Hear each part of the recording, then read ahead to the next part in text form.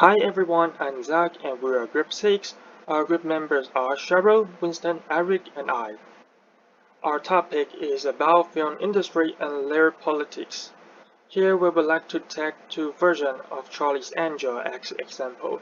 One is released in 2000 and the other is released in 2019. Here we will just call it the old one and the new one.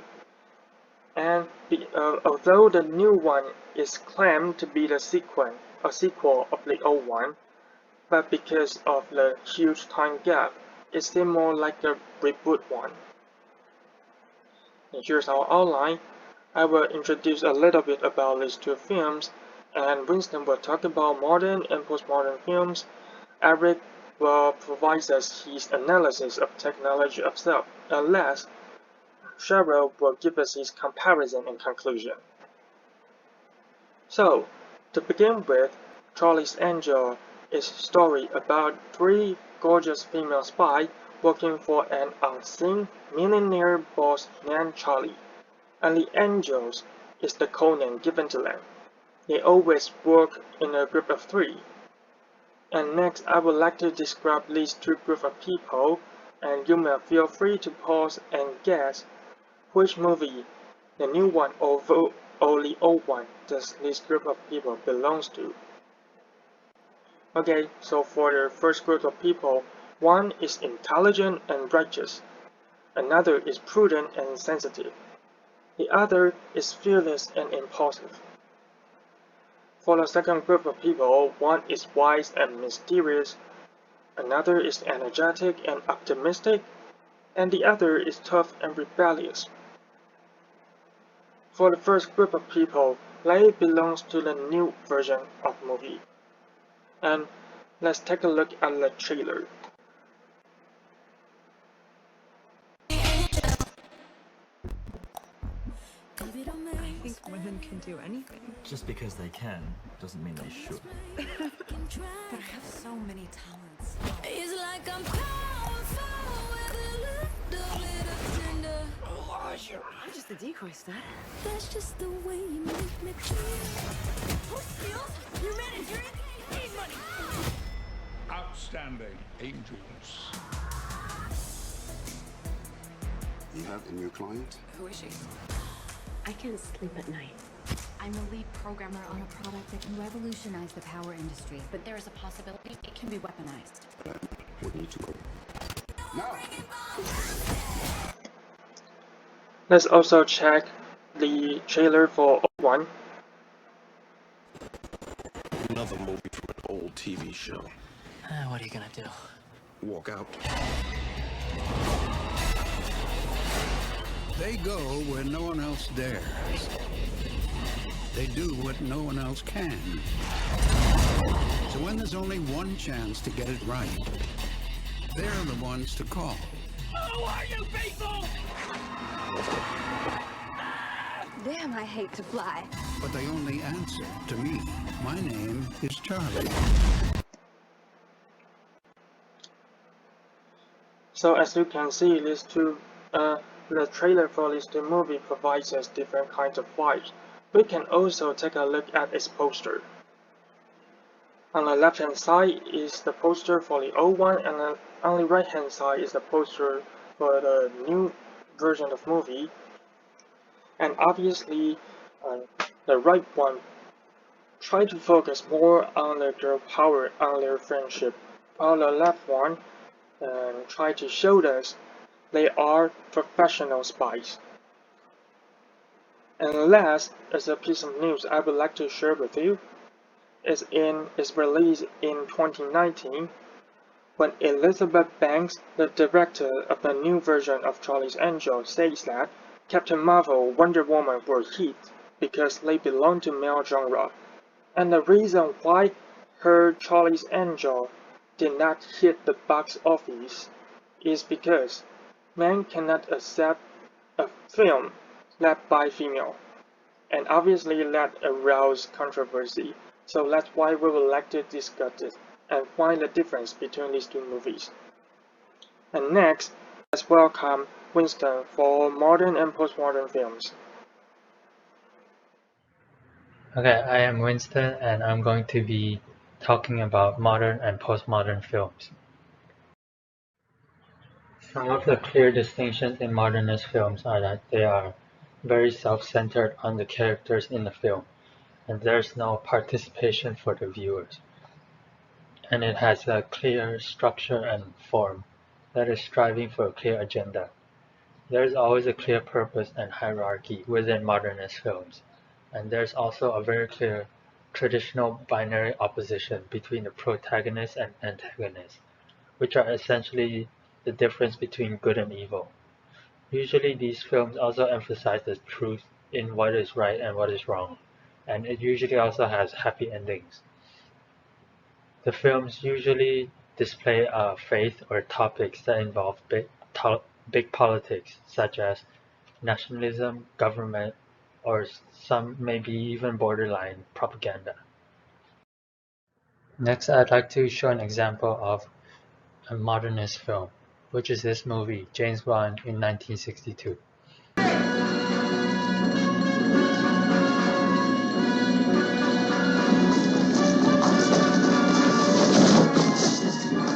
Where's the girl like him in? Where's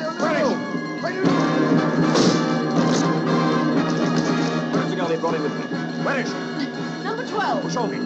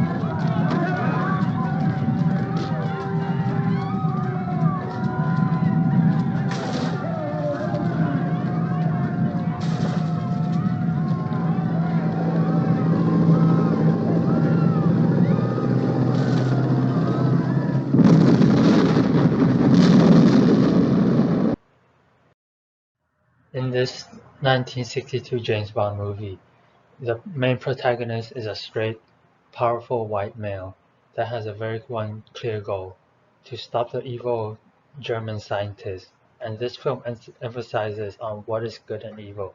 There's a clear distinction of truth and what is right and what is wrong. And the story is very linear.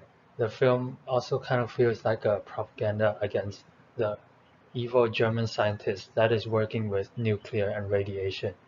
And this is an interesting propaganda because at that time in history, it was during the Cold War era. So the film takes on a big political agendas. The protagonist also saves the lady in distress, which also represents the view and image of what was masculine and feminine in that era. In postmodern films, there is a transformation from grand narratives to little narratives. These films challenges the traditional binary opposition of what is good and evil, while emphasizing the experience of the watcher, sometimes breaking the fourth wall. Postmodern films sometimes also take on political issues, but they are more oriented towards micro-politics. That includes the portrayal of gender, race, class, genre, and time.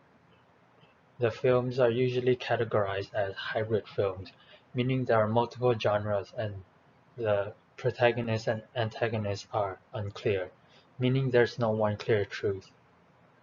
And the subject is usually decentered and has multiple conflicts or events that happen throughout the films. In the film Charlie's Angel, 2019, the protagonists are a powerful female trio. They are no longer just powerful white male protagonists. However, the antagonist of this film is now the straight white, powerful old man, which is actually quite opposite of many modernist films. There is also a big inclusion in micropolitics that shows the diversity of race, gender, and sex. Some may even say it's overly political, but Cheryl will talk more about this film later in the presentation. So there's one film that shows very clearly the differences between modern and postmodern film, and that movie is The Truman Show, which we also did a presentation earlier this semester. So The Truman Show, the show itself represents the ideal lifestyle with the American dream, the perfect house, life, and the perfect wife. There's a clear truth in the show where the protagonist and his lifestyle. However, in The Truman Show, the movie itself, it actually shows what postmodern films are like, where the film breaks the fourth wall. It makes us feel as if we are the participants watching the show, not the movie.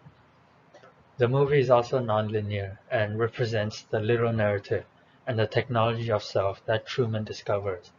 The ideas are fragmented, and there is an identity struggles within the movie that makes a viewer think about their own lifestyle and media consumption. We talk about Foucault's main theories, which we will connect to our topic. There are 3 stages of French philosopher Michel Foucault's thoughts. First, the archaeology of knowledge, then the genealogy of power, and finally, the technology of the self. In archaeology of knowledge, Foucault mentioned the concept of episteme, which is how people perceive and think. In other terms, it's called mode of thinking. Episteme is often determined by mode of technology, but when episteme changes, the mode of economy even changes as well, causing drastic alterations in our society. Next, we will discuss the genealogy of power. I have compiled it into 3 basic ideas. Truth is eternal, history is interpreted, and power needs to be exerted. To Foucault, truth is just something manipulated by power holders, who controls the discourse. To him, history isn't linear, but a compilation of events decided. Hence, Foucault considers truth and history to be the products of the violent selection of power. There is no way we can escape the power relations. Last but not least, I will talk about the essential concept of technology of the self. According to Foucault, since we can't shun ourselves away from the forces of power, we must find the inner strength to cultivate who we are. Despite the pessimistic situations of reality, we can still attempt to build our own life of optimism and express ourselves under the limitations of reality. Regardless of the environment, stay true to yourself and follow your heart. After my short and concise recap of what we learned from Foucault this semester, I will try my best to connect our learnings to our main topic regarding the modern film industry. As we all know, episteme represents a certain perspective of ours, and when cinema begins its evolution because of the progress of filming technology, which is when the mode of technology changes, audiences and filmmakers gradually accept this new form of films. This is when episteme changes. For instance, CGI, short for computer-generated imagery, replaced the traditional practical special effects, allowing filmmakers to take on bolder themes and create more gripping cinematic feel for audiences. The development of digital cameras also gives a brand new look to our films. Without the grainy and low resolution, audiences can finally feel differently and be more indulged in the films. This in turn affects our modes of economy, which proves that most blockbusters are digitally shot and involves lots of CGI. What's more, with the popularity of the internet and social media, films can be promoted in myriads of methods unlike in the past, creating greater revenue. Next, since the film industry has been controlled by Hollywood for decades, filmmakers used to have to adhere to the likings of the tycoons of the industry. As they tend to be cis, straight, white, elite males, their likings tend to be similar as well, which is what we refer to as canon. This explains the problematic modern films we discussed earlier, as well as the lack of postmodern films. The environment isn't friendly to women, people of color, along with the LGBTQ community. These rich people control much of the content, just like what Foucault had said about discourses being manipulated by those with power. Nevertheless, technology of the self proves to be a solution to the canon situations. As audiences grew more aware of the problems minorities face in the industry, as well as the lack of representation in films, they spurred to action and began to put pressure on the industry, which led to very drastic changes that helped make filmmaking a better place for minorities and even offer them equal opportunities. Films that depict women as strong, independent, and not sexualized objects are finally being recognized. Some would even consider diversity to be the new black. The freedom for storytellers to tell diverse stories with diverse characters can finally be seen, and they can find their voices that express their creative minds on the basis of reality, which is more accepting than ever. In the end, with sequels or reboots of classic films that focus on girl power nowadays are often criticized for their stories and plots, which many consider to be too over the top. Aside from that, some considers these films too politically correct, making them too hard or even cringy for some to watch. As a result, this is an ongoing issue that connects with our example of the two versions of Charlie's Angels. Now, let's welcome Cheryl, who will discuss and compare the two films. Hi everyone, I'm Cheryl, and I'm going to do a little comparison about the two movies, which are Charlie's Angel 2000 and 2019, to see what is their technology of the self, and brings up a further discussion about the political correctness issues in the film industry. So as we can see in the versions of 2000, there are many scenes that still contain stereotypes about female. For example, female characters dress attractively to men, their boss is a white, straight old man, etc. We could say that the film is materialized woman as tool to men, which is the dominant class. The 2019 version is the disadvantages above to show women as a strong individual, just as the characters in the film said that I think women can do anything. It's an advantage to be a woman. So the new versions is bring out a new topic, which is discourse. Women can talk and speak as they are really strong individual as they want without being oppressed by any hegemony. So both movies share the main theme, which is women by nature can do anything. That is their technologies of the self, which is a strong statement to encourage women to be who they are and proud of being it. However, there are several differences between the two. For the 2000s, within the stereotypes, these female characters have their own way to live, to fight, to show their advantages even they face so many difficulties. The message from this version is to show that whoever dominated gender discourse, it is the deeds that count. For the 2019, the film has so many irony scenes that make it funnier and rethink what is the old version had missed. However, we think the film has gone a little bit too far in these sections that makes the story be merely a reverse of the old ones, so that we hardly understand what is the story they want to tell and what is the purpose. Then based on the principles of postmodern art, the idea behind an art itself matters. Now if we mark a film as a work of art, then in the 2019 versions, the film has shown its themes but has no purpose at all. For example, one of the female characters, Jane Connell, played by Ella Balinska, a former MI6 agent who became an angel. And based on the settings, then we would think that she is good at fighting, and indeed the film had shown us the scenes that the boxing training to emphasize that. However, later in the movie, she suddenly becomes an intelligent chemical nerd which can use chemical to attack her enemy without any further information that she is good at doing so. It is just simple. She can do anything, then the chemical is one of her anything besides a fighter.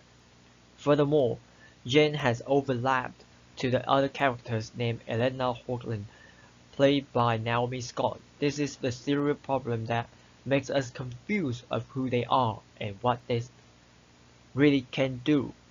So The disadvantage is that besides proving women can do something well, the movie makes characters can do anything that they do not even know why they are doing so. Now let's compare to the other Southern films, which is Cruella. Both share the main themes that to encourage everyone to be who they are. Charlie's Angel represents the girl power, while Cruella represents the difference. Although their goals are different, the films want to show what and how they can do well to pursue main themes, then transform it into a message to the audience. And the result is completely different. In Charlie's Angel, females as main characters have shown that men is always villains, and simply because they are men. It is lack of persuasion compared to Cruella. While she wants to be a fashion leader, then she has to defeat her boss to be that. Thus, this is only the political correctness by using the cores of the themes without further explanation in Charlie's Angel. It is not saying that political correctness is bad. Instead, it is good to see girl power or to show gender friendly in the films to gain discourse for the different groups in society. However, the problem is that we do not know why the film wants to talk about it. So to the issues of political correctness, to define it, we could say that it is a way of discourse which protects the blind sides of the society that makes the relation among people become better. To talk about political correctness, we would have to question what is the matter of understanding others and ourselves. Then we find it a way to make it right. So to say, we have to know what happened, why it happened, and how to improve it so that it could be correct to the society and even to the individual. It would be offensive that using the statement of political correctness as an excuse to cover up a film without any content. Furthermore, a length of the movie is limited, so that the ideas to bring in cannot contain every group of audience. That is the challenge for the filmmakers all the time. So instead of pursuing political correctness without any purpose, telling a good story with a wisdom is more important. So in the end of the presentation, we want everyone to rethink about the film industry and the phenomenon of pursuing political correctness. It is overused in recent years. Even in our daily life, this is just like an idea that haunting our way of speaking or even acting. However, the truth is that it should not be a form to tie people up, and it's only correct when we know the identities of who we are and express this by ourselves, than by helping of others. So to say that to identify women, we should help and let it discourse itself. So that is the end of the presentations. Thank you for listening.